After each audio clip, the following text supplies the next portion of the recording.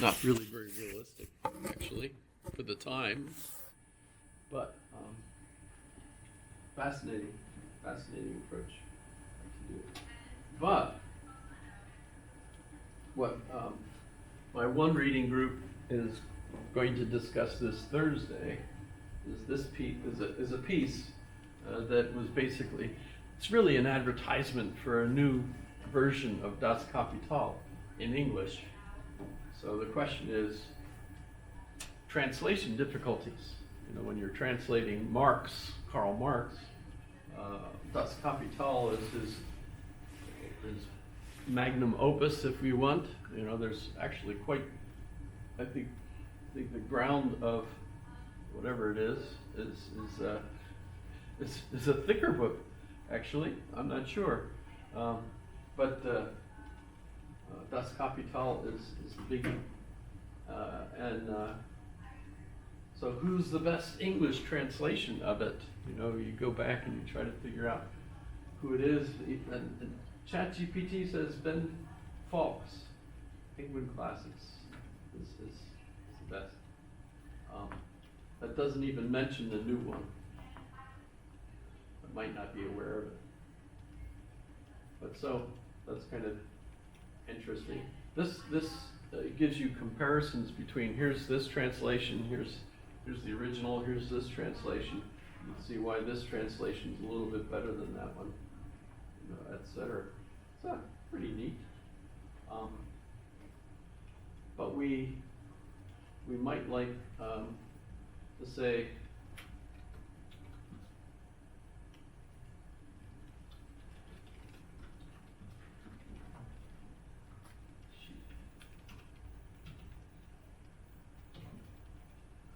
if you have an X, to make it possessive, you just put an apostrophe. You don't put an apostrophe S.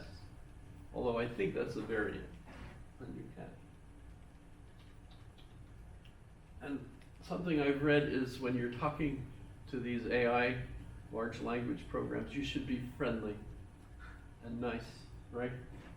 So I'm going to say, please. I'm not sure if that really makes a difference.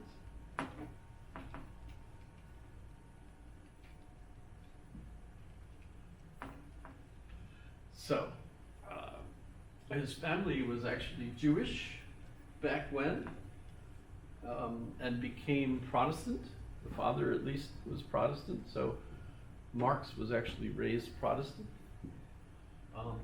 It's interesting because in reading about this time period, you find out that this is before, the evolutionary theory that, you know, becomes really the big change occurs in 1859 with the publication of The Origin of the Species by Darwin, Charles Darwin, right? So at this point, the issue over Judaism or Jewishness as, are you a Jew, which would mean, do you practice the Jewish religion, or are you a Jew, meaning, are you biologically a Jew? That wasn't an issue, apparently, because that hadn't been invented yet, right? The idea of a species, or that, you know, a certain individual was biologically different than another, is that right? I clearly that's not right all the time. There's other situations. The individuals exploring other places and meeting other people and realizing, wow, these people are different. But they gave up the religion, at least as the parent, and in fact the parent was fundamentalist.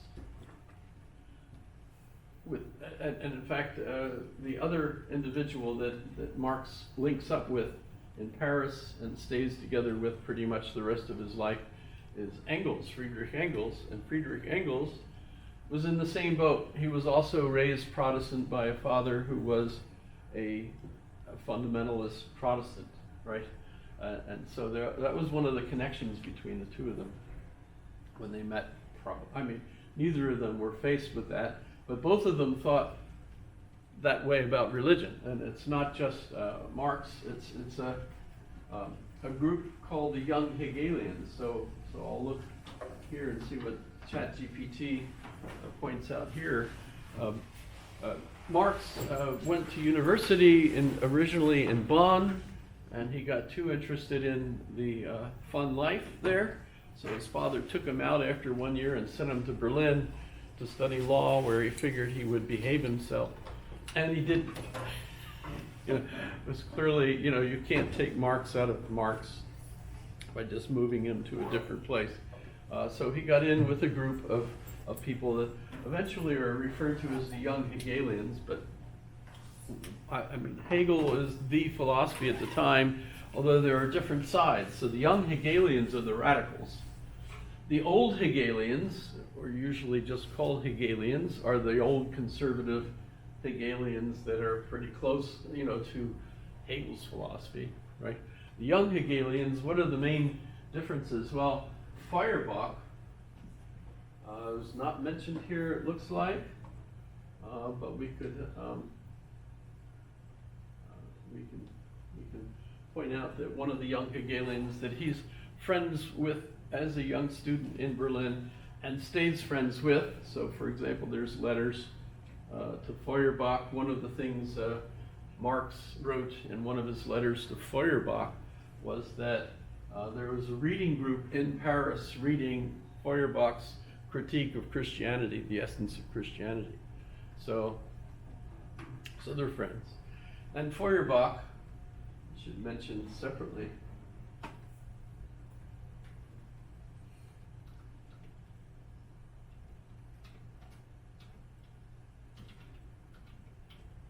easy name to remember because Feuer is fire and Bach is a stream.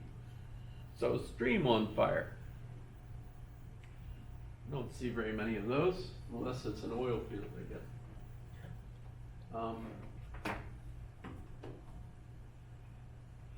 So he's slightly older than Marx. And he is there's the essence of Christianity. His argument there is, I think we've talked a little bit about this already recently, but the idea is that Christianity worships a God, constructs an absolute God, and Hegel, of course, is Christian and Lutheran specifically, and so has this concept of the absolute, which we haven't talked about much. But it's essentially, I think I did point out, Jesus becomes God aware of himself. So it's at the point of Jesus' life that God becomes a self-reflective, modern concept of the self. And from then on, we and God are kind of intermixed in this self-reflection, thinking of ourselves not only as humans, but also as divine. And that's if you think of that circle that I drew on the board from St. Augustine's view of God, that we're having experiences of God. It's not like God is actually going through all these experiences, or that God reaches a point where he becomes self-reflective, or she becomes self-reflective. It's that we become aware of the possibility of God being self-aware at this point, right? So it's not infringing on the concept that God is omnipotent, omnipresent, everything, omnisapient, all the alls, right? All y'alls. But it's our perspective of it. And so the history of our relationship with God is the history of our evolving understanding of God. Well, Feuerbach points out that by creating this abstraction that makes us, we're pitiful sinners. Worse, right? We have killed God. The reason Jesus dies on the cross is for, all together now, Our sins, right? We have killed him, right? That's our fault that he's died. But the meaning of that's going to be different with Nietzsche, but this is the understanding, right? That Jesus died for our sins, because Adam and Eve in the garden. That's the fall. What is the fall, right? So we've created this abstract conception of God, says Feuerbach, that is so great that we're just absolutely pitiful. You end up, as a result, with things like the Christian view, like St. Francis, mutilating himself, starving himself to death, not trying to enjoy anything in life because his concept of God and his connection to God is so abstract, the soul, etc., right? And that's not gone. I mean, if you go to a monastery and you take the vow of poverty and silence and all that other stuff, what are you trying to do? You're trying to isolate your soul and your connection to this abstract entity, which is an imagination, and that takes you away from the physical life, the physical joys of life, procreation. It's the things that life actually does, right? And so Feuerbach says we should cast that aside and instead have a religion of humanity. I'm pretty sure I mentioned this when we were talking about Mill and the idea of this shift away from traditional religions. We need a religion because society needs a moral set of guidelines, and those are traditionally taught through the religion. So what do we need? We need a state religion. What kind of state religion do we need? So Feuerbach has this impact on Marx and others. It's not just Marx, of course, but you end up then with Marx convinced that this is true. That they're atheists. So the young Hegelians are atheists, and Hegel was not, absolutely not. But they are, and that's part of what they focus on. And with Marx, let's go back to this. So the young Hegelians, radical, they criticized religion, the Prussian state, and social conventions.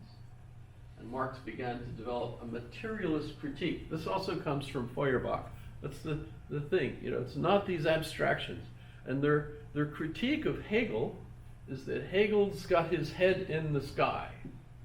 This idea of spirit, everything being Geist, right? Instead, they want to turn that upside down and plant Hegel's philosophy back on the ground, a materialist view, right? So all of the spirit, so-called, that you see motivating things in Hegel is now going to be viewed through a materialist point of view, right? And for Marx, once he is especially in France and reading lots of different, here's Paris is also where he meets Engels, and as some folks say, almost everybody refers to them as Marx and Engels. They're kind of together on that. The English translation, by the way, that is the authorized translation, was published by Engels, who also spoke English and was trying to do the translation. He found it hard. And that wasn't the only one, and so he was very critical of the other translations. Of course he would be. He wants everybody to buy his English translation of Das Kapital, right? But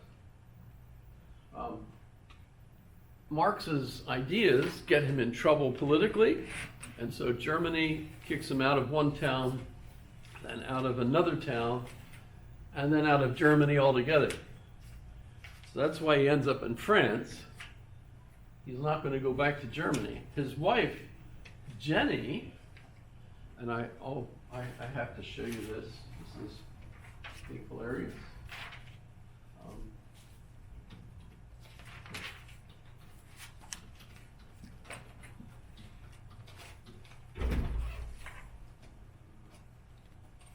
Just give you.